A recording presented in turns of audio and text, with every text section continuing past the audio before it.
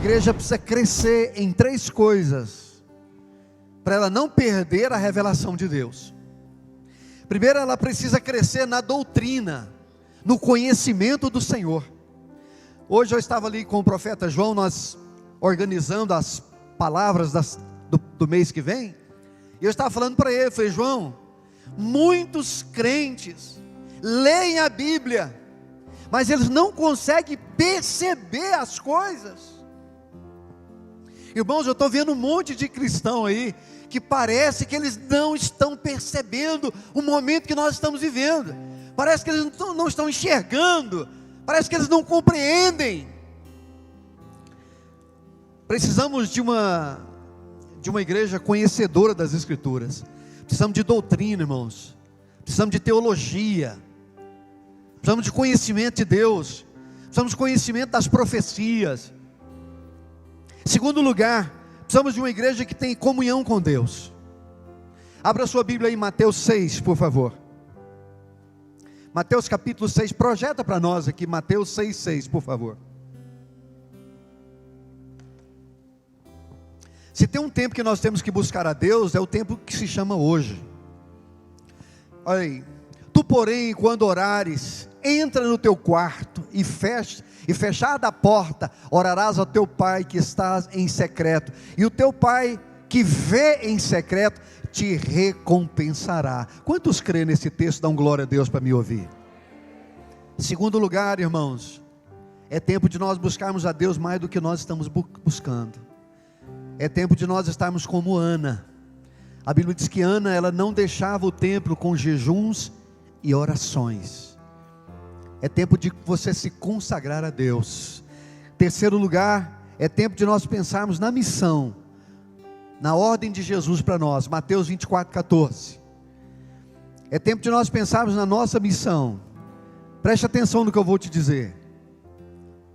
Existem muitos cristãos hoje cuidando apenas da sua vida e se esquecendo que nós somos comissionados, nós fomos desafiados por Jesus a pregar o Evangelho. Olha lá, o texto está aí, você pode ler o texto. Preste atenção no que eu vou te dizer, que você vai lembrar de mim nesses próximos dias. Hoje no Brasil, e aqui no nosso meio, Goiânia, existem muitas pessoas que nós chamamos de desviado.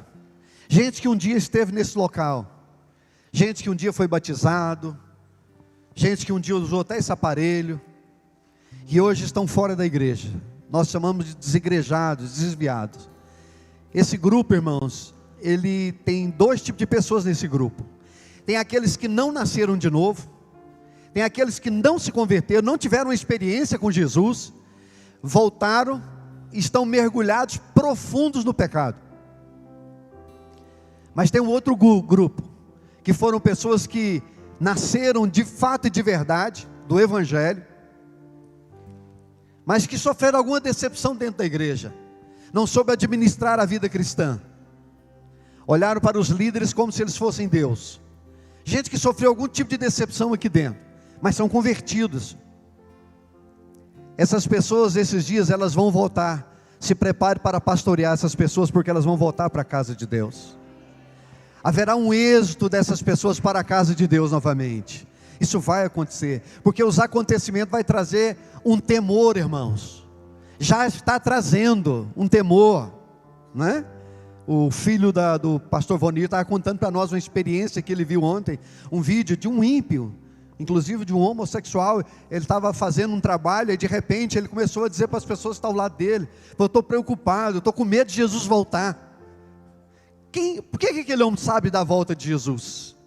Quem falou sobre a volta de Jesus para aquele homem? Irmãos, o Brasil sabe que Jesus vai voltar, o mundo sabe que Jesus vai voltar. Então nesses dias haverá um grande temor, e muitas pessoas vão voltar para a casa de Deus. Se prepare para pastorear muita gente, porque virá muita gente para a casa de Deus. Agora o nosso desafio é o encontro deles. Nosso desafio é procurar esse povo. Nosso desafio é falar mesmo sobre o que vai acontecer nesses últimos dias. Nós precisamos aprender sobre os últimos dias, amados, e como nós vivemos esses últimos dias. Deixa eu te mostrar a realidade que a Bíblia mostra sobre os últimos dias. Abra sua Bíblia comigo em 2 Timóteo, no capítulo 3.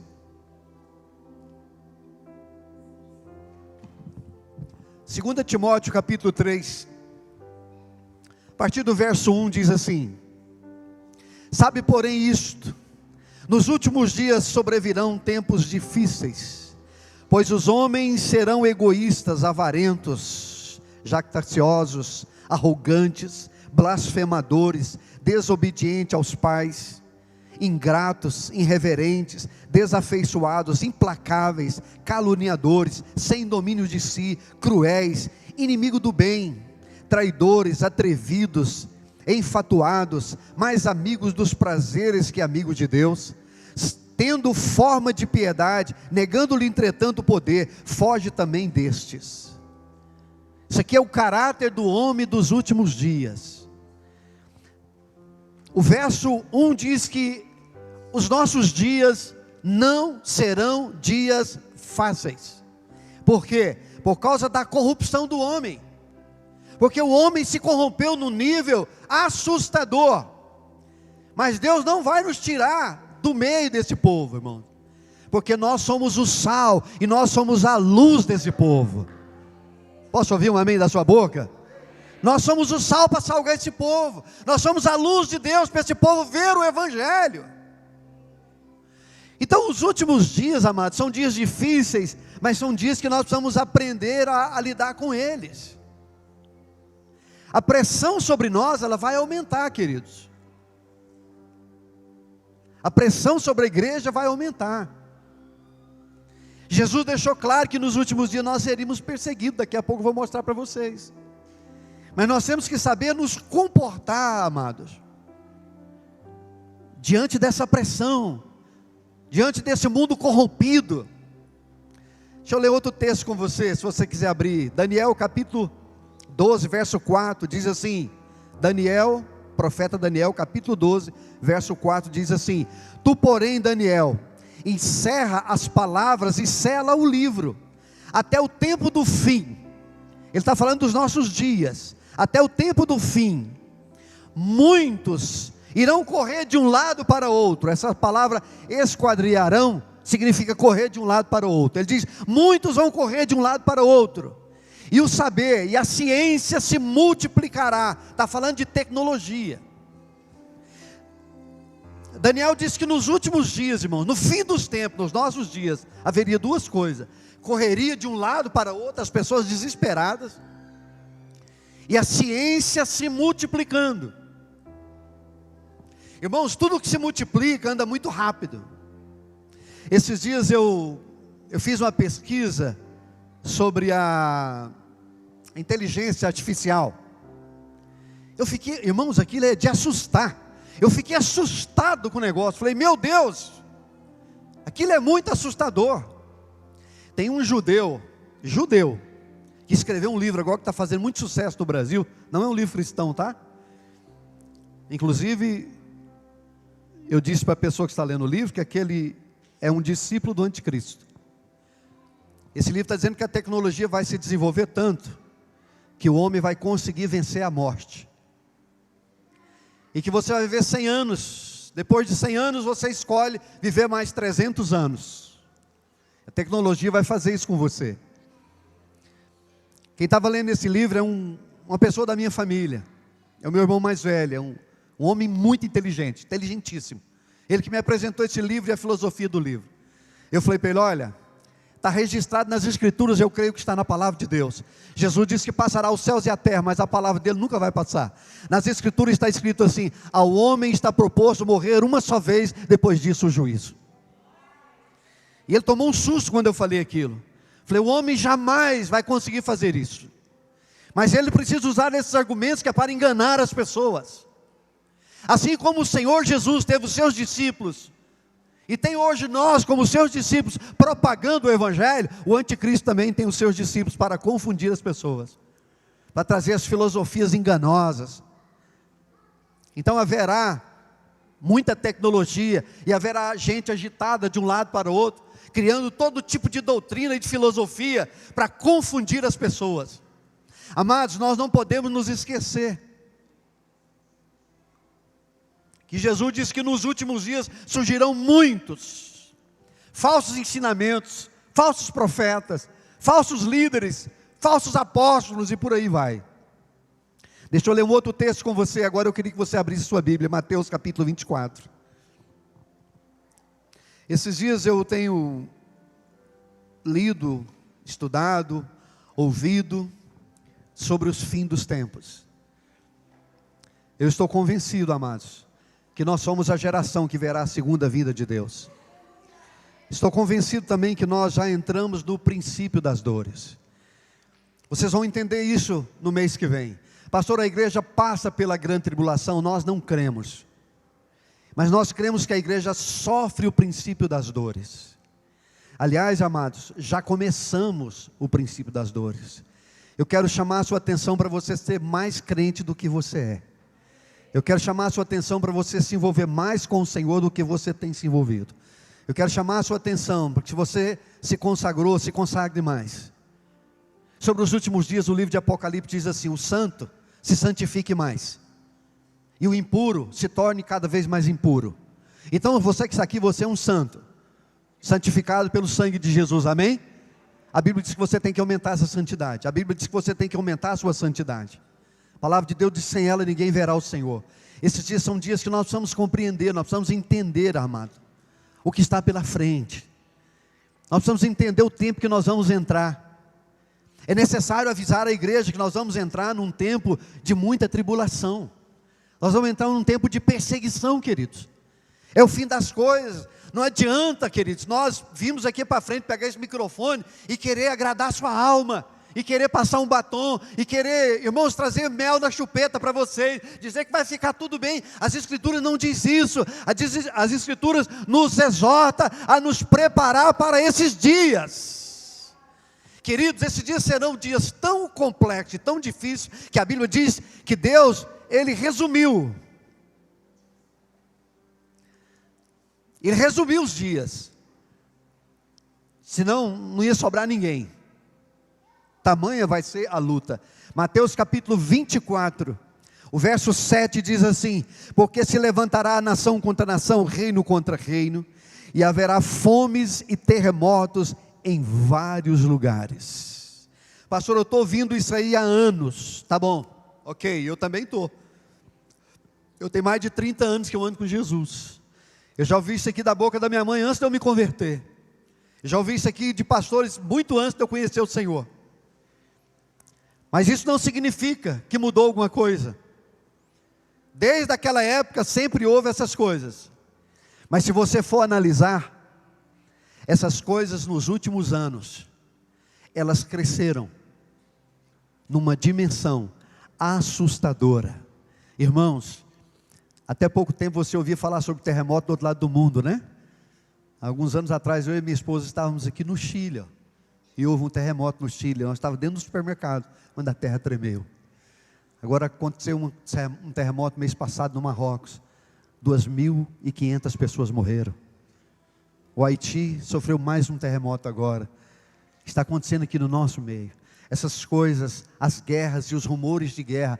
Se nós formos pensar aqui, irmãos, em rumores de guerra, todos os países da terra estão em rumores de guerra. Deixa eu te dizer uma coisa.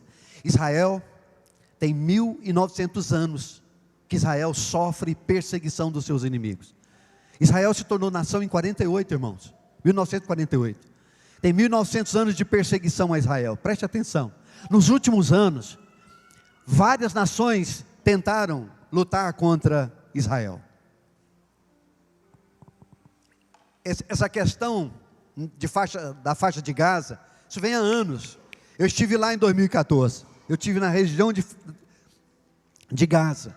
Agora deixa eu te falar. Nunca na história,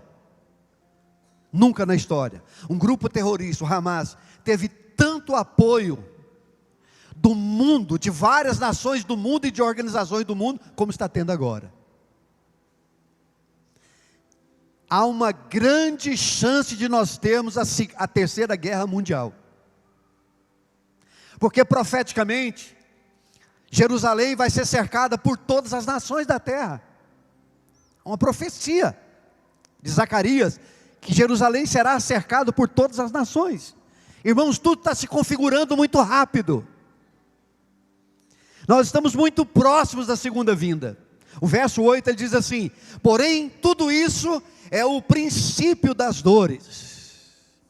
Tremor de terra, guerra, rumores de guerra, tudo isso que está acontecendo, Jesus chamou isso de princípio. Mas olha no verso 9, agora está relacionado comigo e com você.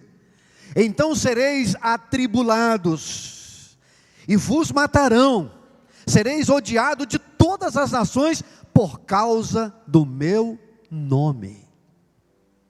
Deixa eu falar um pouquinho com você aqui sobre a perseguição da igreja.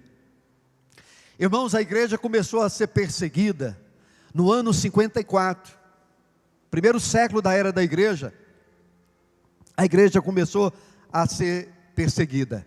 Ela foi perseguida em primeiro lugar pelo Sinédrio, que era um grupo religioso.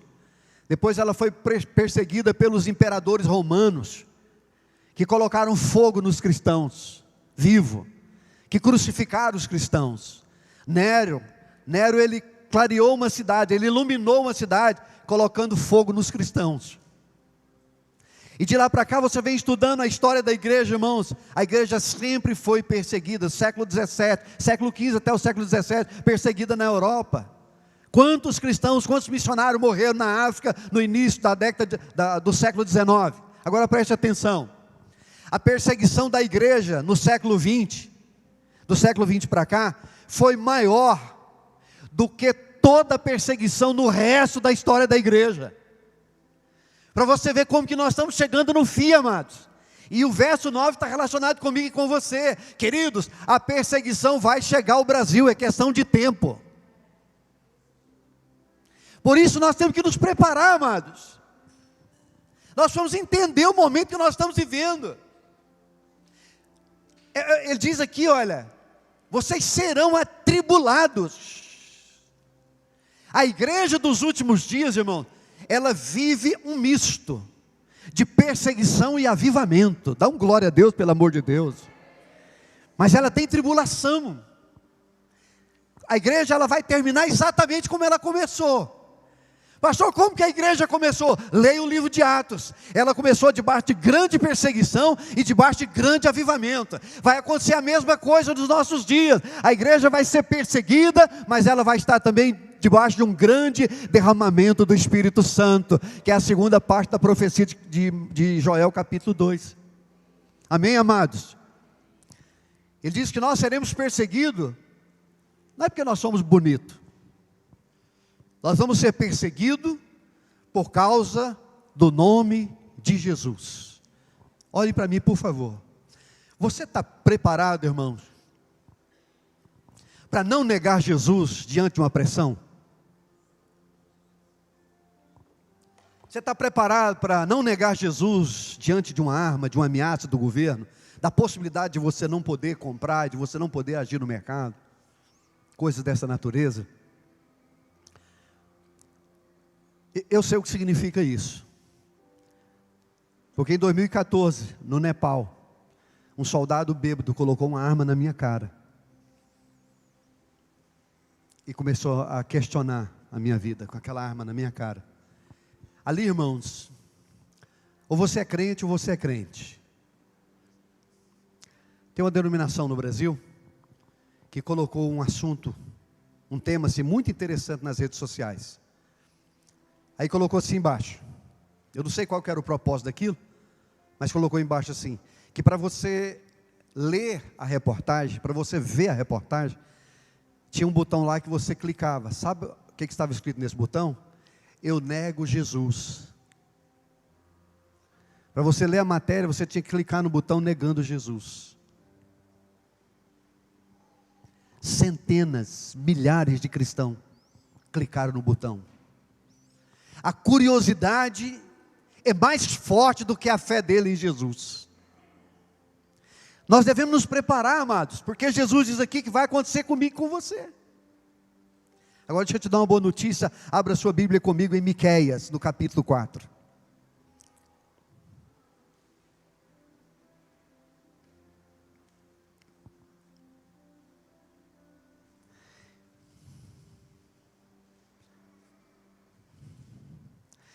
Miqueias capítulo 4. Espera aí que a minha pregação subiu aqui.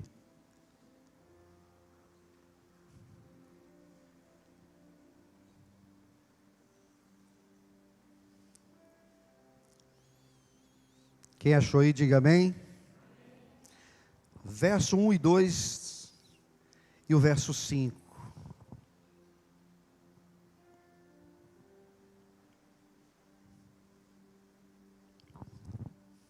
Mas nos últimos dias acontecerá que o monte da casa do Senhor será estabelecido no cimo dos montes e se elevará sobre os outeiros. E para ele afluirão os povos.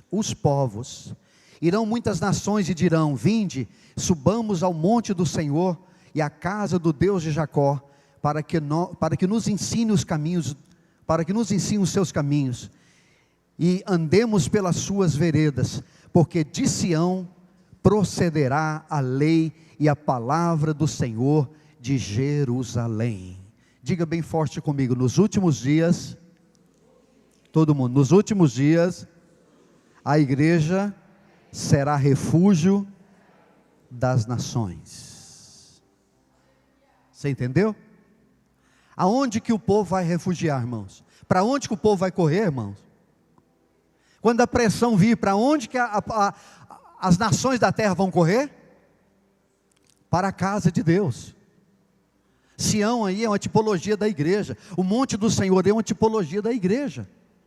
Diz aqui que as nações vão correr para a casa de Deus. A igreja vai ser o refúgio das pessoas. Nós devemos nos preparar para pastorear milhares e milhares e centenas de pessoas que vão nos procurar nesses últimos dias. Eu estava falando com uma pessoa antes de vir para cá. Quem no Brasil não sabe a respeito da vinda de Jesus, irmãos? No mundo hoje, quem não sabe que nós estamos anunciando a volta de Jesus? E quando a coisa apertar mesmo, eles vão procurar você, eles vão querer saber da sua fé, eles vão pedir que você ensine os caminhos do Senhor para eles. Por isso nós precisamos ser uma igreja preparada para esses últimos dias. Você precisa preparar. Deus vai precisar de você esses dias, amados.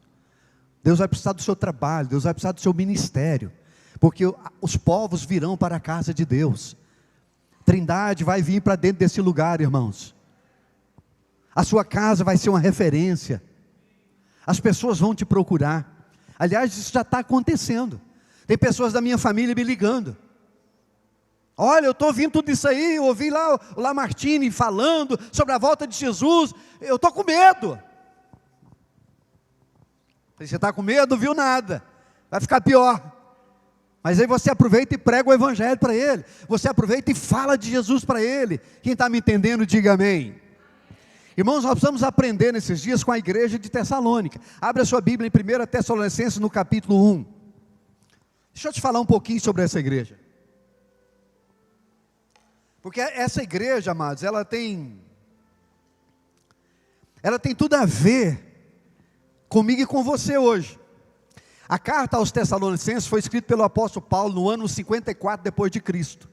4 anos antes de Paulo escrever essa carta, Paulo teve 3 meses com esses irmãos, porque Paulo foi assistir esses irmãos. Essa é a primeira das 14 cartas que Paulo escreveu. O tema dessas 2 cartas, 1ª e 2ª Tessalonicenses, olha o tema: o servo modelo, recompensas, a vida cristã, a bendita esperança e o dia do Senhor. São temas que nós temos que tratar hoje, irmão, porque a realidade da igreja de Tessalônica é a mesma nossa. O que aconteceu com essa igreja é o que vai acontecer conosco. Irmãos, eles viveram um tempo de tanta tribulação, havia tanta tribulação entre esses irmãos. Sabe o que aconteceu com eles? Eles chegaram a pensar que Jesus havia voltado, e eles tinham ficado na grande tribulação. Tamanha era a tribulação que eles estavam passando.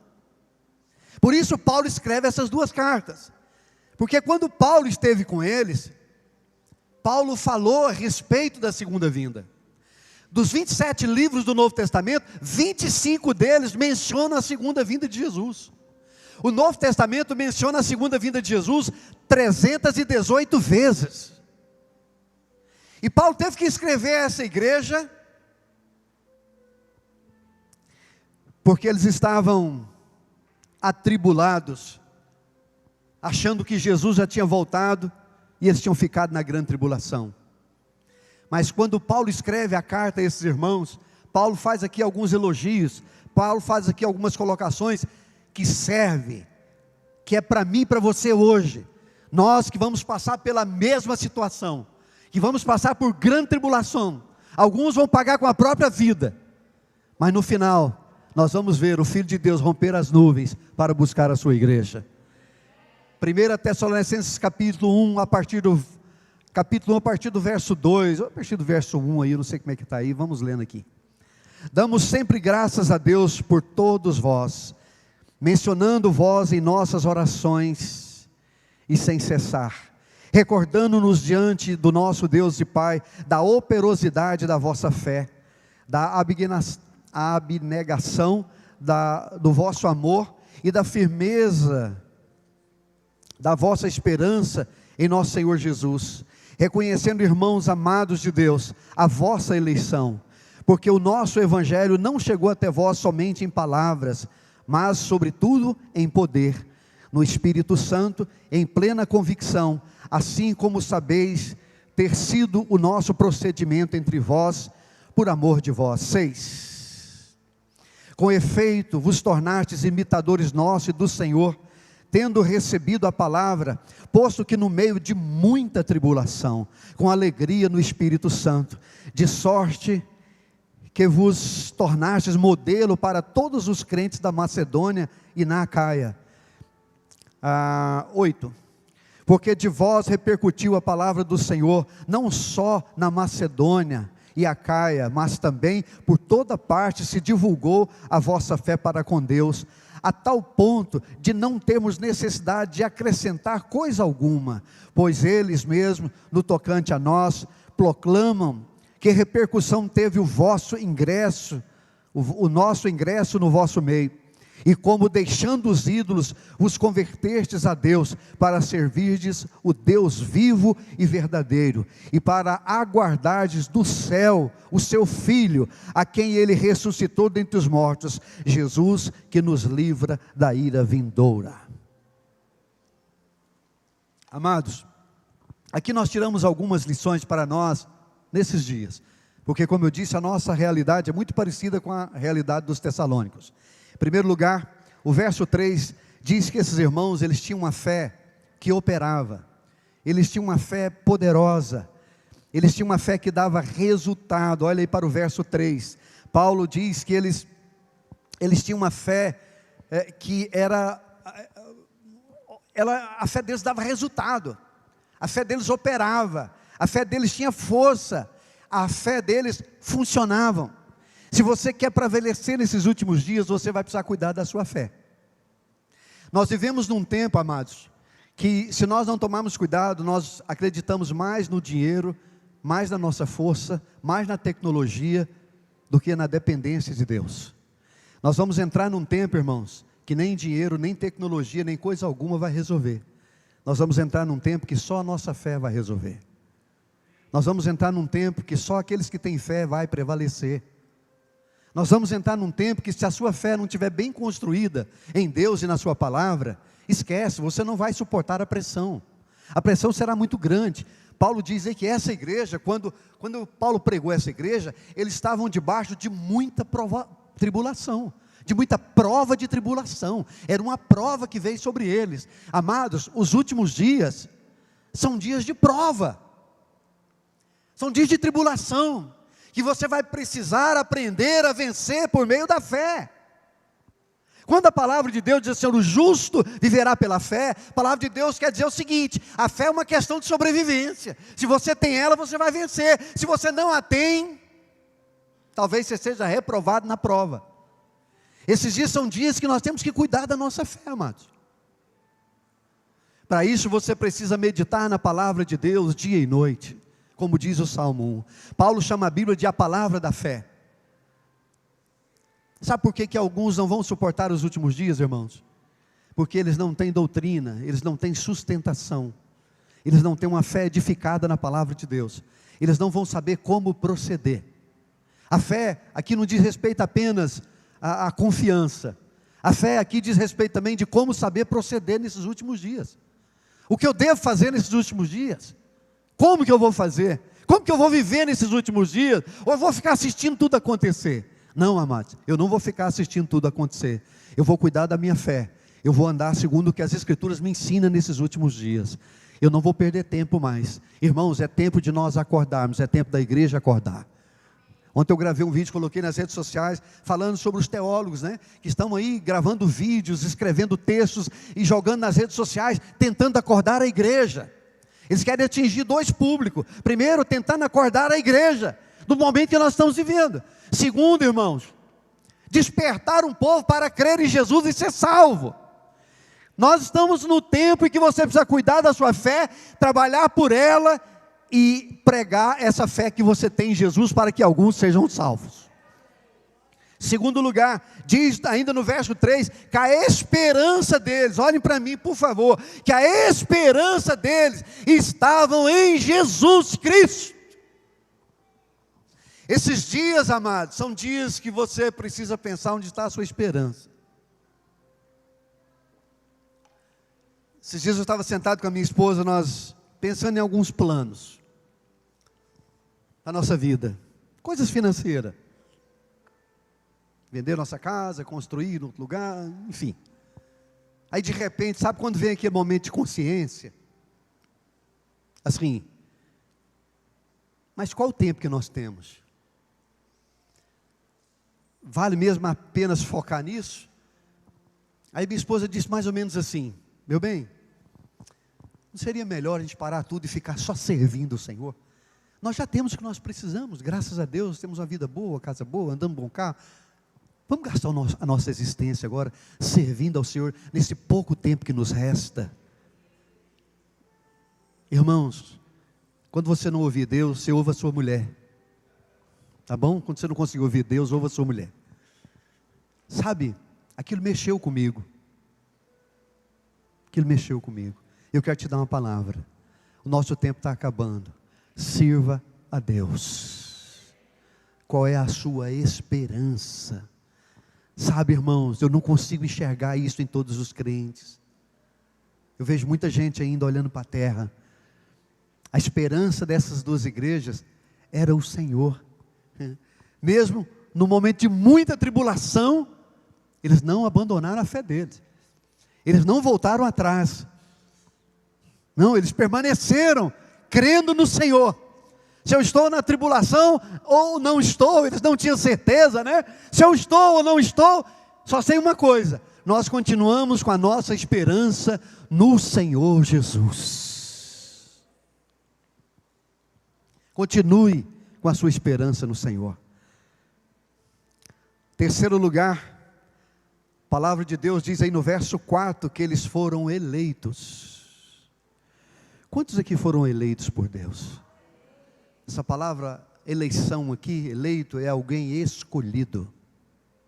Você já parou para pensar, irmãos, que você veio a esse mundo nesse tempo, que Deus te chamou agora, para esse tempo?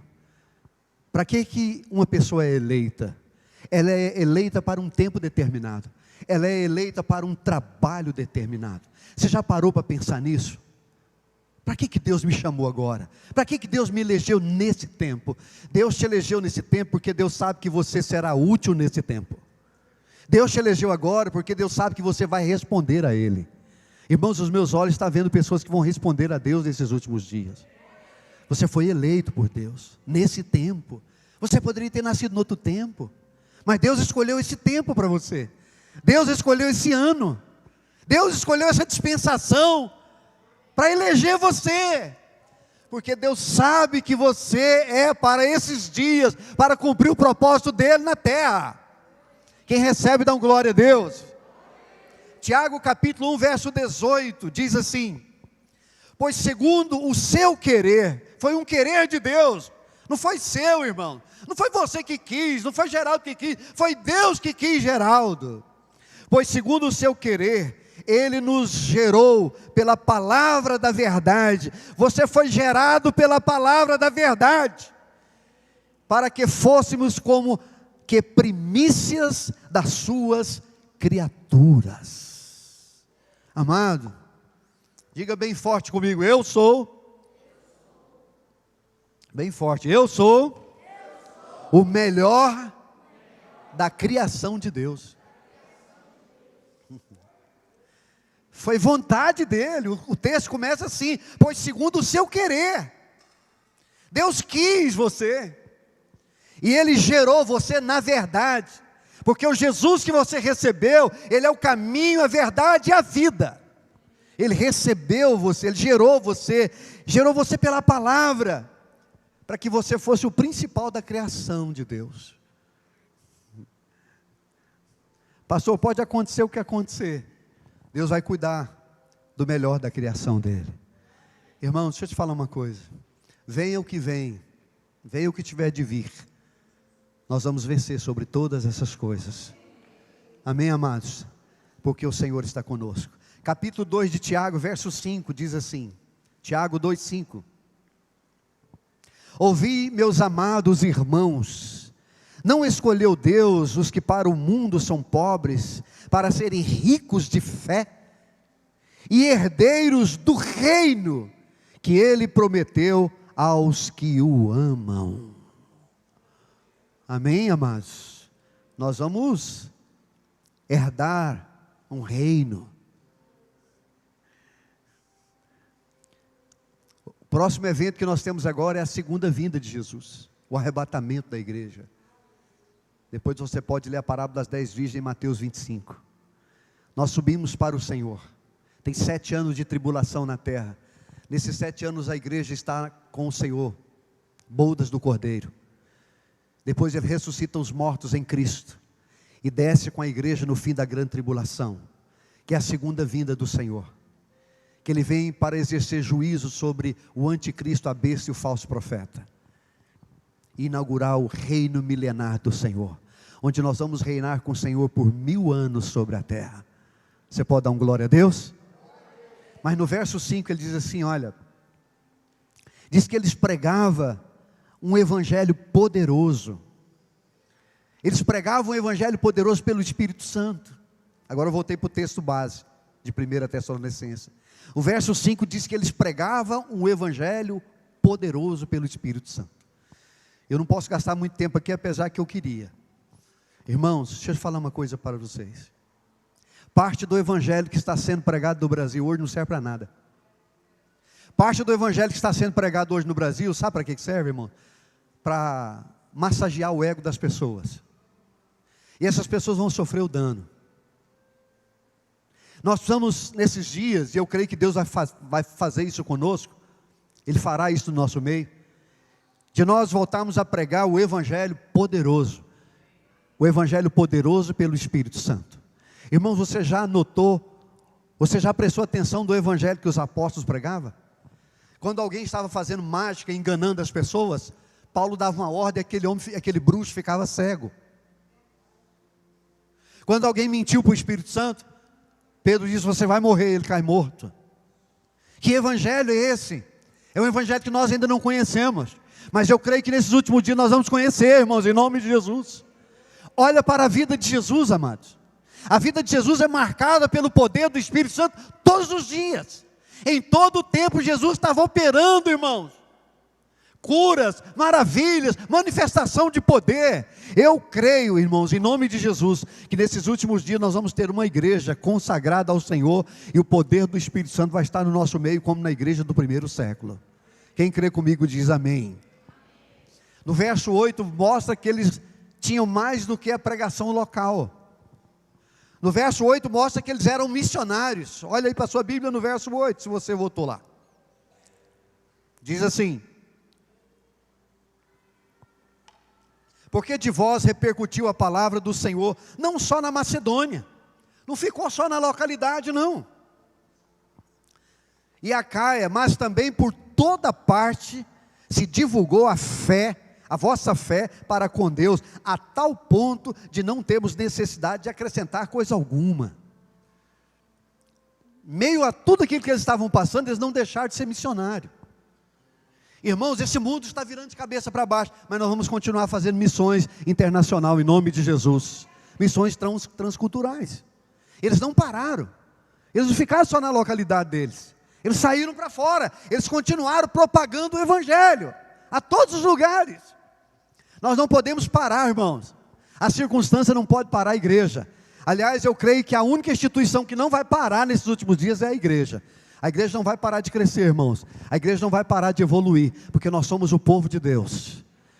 Enquanto nós estivermos nessa terra, nós vamos crescer, nós vamos tomar as pessoas, nós vamos ganhar esse mundo para o Senhor, ao poder do Espírito Santo em nós. Nós temos o poder da palavra de Deus, nós temos o Senhor conosco, nós temos milhares e milhares de anjos a nosso favor. Nós precisamos continuar. Eles continuaram, eles não pararam. A fé deles repercutiu, não só na sua localidade, mas repercutiu em vários lugares. Eles foram missionários. Nós continuaremos a ser missionários nesse tempo. Quem recebe, dá um glória a Deus. O verso 10 fala que nós devemos esperar do céu. Diz aí no verso 10, que nós devemos esperar do céu o livramento vindouro. Nós devemos esperar no Senhor, que Ele trará um livramento. Irmãos, o livramento que virá sobre nós é o arrebatamento da igreja. Ele pode acontecer hoje, pode acontecer daqui 10 anos. Eu particularmente creio que nós estamos dentro dessa data aí de 10 anos. A Bíblia não dá margem para você estabelecer o tempo da vida do Senhor, mas a Bíblia nos dá sinais para perceber a vinda do Senhor, e os sinais estão se cumprindo. Deixa eu te falar uma coisa, 97% das profecias relacionadas ao arrebatamento já se cumpriram. Então nós estamos muito próximos da segunda vinda, e nós devemos esperar mesmo. Mas como que é uma pessoa que está esperando? Uma pessoa que está esperando, a cada minuto ela olha no relógio. Se ela for ansiosa, né? Aí que ela olha mesmo. Uma pessoa que está esperando, ela está na expectativa. Ela está com as suas malas arrumadas. Ela está ligada, ela está olhando, ela está verificando, ela está vendo horário. A pergunta é, nós estamos esperando? Ou nós estamos vivendo como o resto do mundo? A pergunta é, nós estamos esperando mesmo Jesus? Aquele livramento que vem do céu? Ou nós estamos esperando o livramento para hoje, para a nossa tribulação? Irmãos, se você falar assim, pastor, eu estou passando por tribulação. Quem não está, irmãos? Pastor, eu estou passando por um tempo difícil. Quem não está? Pastor, eu estou debaixo de pressão. Quem não está, irmãos? Todos estamos. Todos estão sofrendo. Todos estão passando por momentos difíceis. É as dores de parto. A mulher está grávida. É as dores de parto, irmãos. As coisas vão começar a acontecer agora, mais forte ainda. Mas nós continuaremos firme, esperando do céu o nosso livramento, que é o nosso Senhor. Glória a Deus. Aí quando você chega no capítulo 5 de 1 Tessalonicenses, ele deixa aqui alguns conselhos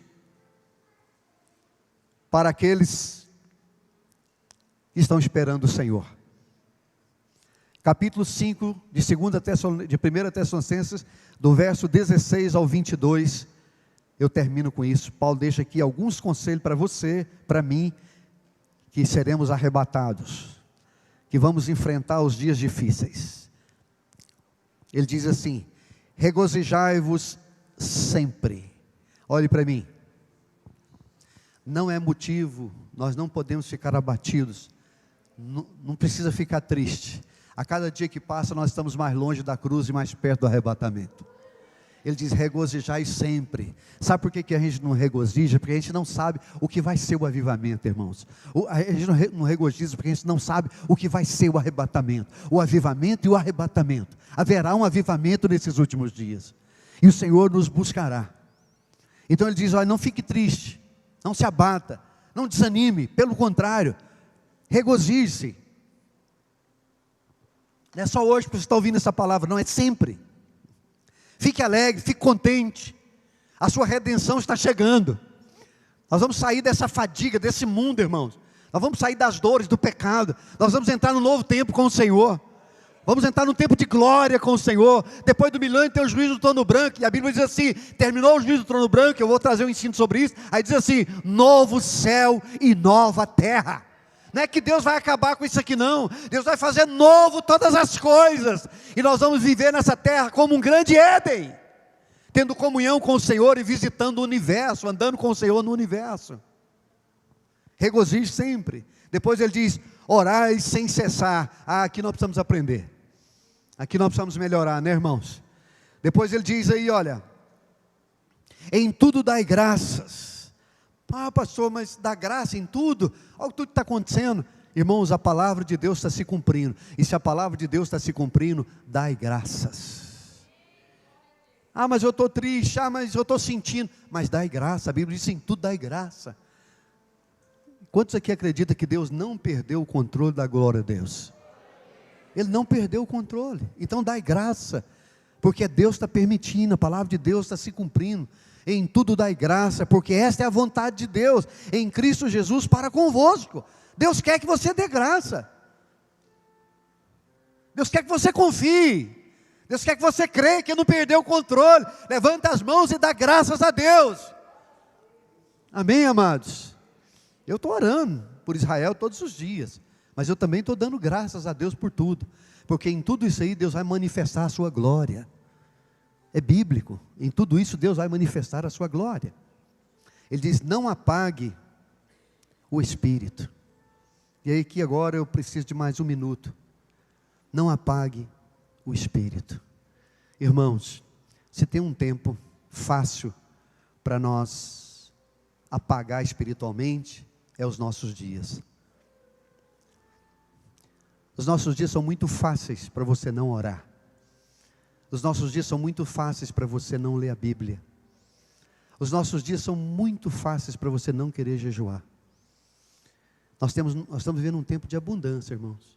Abundância de tecnologia. Esse aparelhinho que está aí na sua mão, na sua bolsa, no seu bolso aí, ó.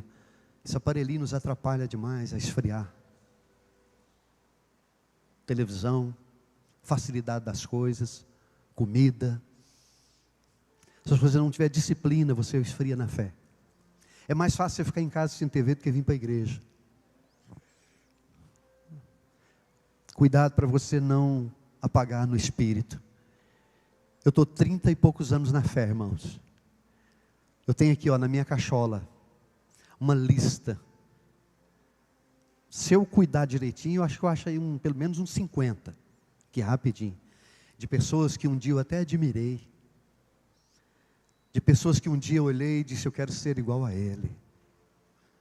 Pessoas que eu vi, irmãos, na igreja, levantando as mãos, adorando, clamando ao Senhor, lágrimas rolando no rosto, que hoje estão apagados.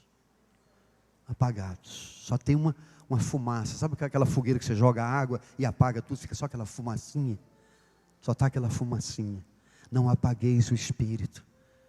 Esses dias são dias de você ter mais comunhão com Deus.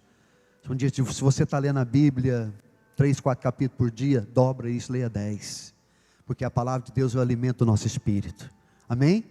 Ele diz, não desprezeis as profecias. Irmãos, preste atenção. Profeta, eu esqueci o nome do profeta, vocês me ajudam a lembrar. Me ajuda aí, João, me lembrar. Profeta que diz que Deus não fará coisa nenhuma sem primeiro revelar aos seus santos os profetas. Foi Oséias que falou isso? Eu não lembro qual profeta. Amós. Vamos achar aqui, acha aí para mim. Diz que Deus não fará nada sem primeiro revelar aos seus santos os profetas. Diga comigo, Deus não fará nada sem revelar. Amós 3,7, coloque aí para nós. Amós 3,7. Sempre que Deus ia fazer alguma coisa, Deus levantava os profetas. Certamente o Senhor Deus não fará coisa alguma sem primeiro revelar o seu segredo aos seus servos os... Por que não colocou lá apóstolo, pastor, evangelista? Por que colocou os profetas? Porque os profetas, eles têm um óculos espiritual, eles enxergam lá na frente. O profeta tem a capacidade de percepção espiritual. Eu ando com o profeta, eu sei a capacidade de percepção espiritual que eles têm. Então ele diz aqui, não despreze as profecias. Esses dias são dias de nós estarmos de olho nos verdadeiros profetas. porque eles têm a percepção daquilo que Deus vai fazer. O profeta está sempre tocando a trombeta, anunciando o que o Senhor vai fazer. Esses dias são dias de palavras proféticas, irmão. Eu quero falar com vocês, eu estou com uma expectativa muito grande no meu espírito, do nosso evento agora no começo de novembro. Eu estou assim, parece que o que eu estou entendendo é que Deus vai fazer coisas aqui extraordinárias nesses dias. Vai dar direção, vai tirar a gente daqui, vai acontecer coisa demais aqui. Mas uma coisa eu tenho certeza, Deus vai dar uma direção profética à casa de adoração para esses últimos dias. Não tenho dúvida disso. Depois ele diz assim, olha, julgai todas as coisas, retende o que é bom. Julgai todas as coisas, retende o que é bom. Aí você vai para a internet, tem aqueles crentes cabeça de bagre. Mais amor, menos julgamento. Já viu essa bobagem que está aí nas redes sociais? A Bíblia manda você julgar tudo. Irmãos, esses dias você precisa julgar tudo. É por isso que você precisa de doutrina, você precisa de conhecimento da Bíblia, da palavra, para você julgar todas as coisas. Ele não está mandando você julgar uma aqui, outra ali, essa você julga, essa não. Não, ele diz, tudo você julga. Ah, mas é homem de Deus, julga. Ah, mas é um apóstolo, julga. Ah, é o governador, julga. Julga todas as coisas. Ah, me veio essa bênção. Julga se é mesmo a bênção de Deus. Ah, essa porta abriu. Julga se essa porta foi Deus mesmo que abriu. Ah, essa porta fechou. Julga. Julgai todas as coisas. Nós precisamos ser um povo maduro, irmãos. A igreja dos últimos dias, ela tinha que ser muito madura. Mas infelizmente ela ainda é rasa. Porque ela tem que julgar todas as coisas e separar o que serve e o que não serve. Ele diz, julga todas as coisas, e o que for bom, que você perceber, não, isso aqui edifica, isso aqui constrói, isso aqui vai me ajudar, isso aqui me serve para esses dias, então pega. Se não serve, joga fora. Esses dias é dia de você jogar muita coisa fora, irmão. Ó, tem muita coisa no evangelho no Brasil hoje, você pode jogar no lixo, não faz falta, porque é lixo mesmo, infelizmente. Em último lugar, ele diz assim, abster-vos de toda forma de mal. Deixa eu terminar aqui.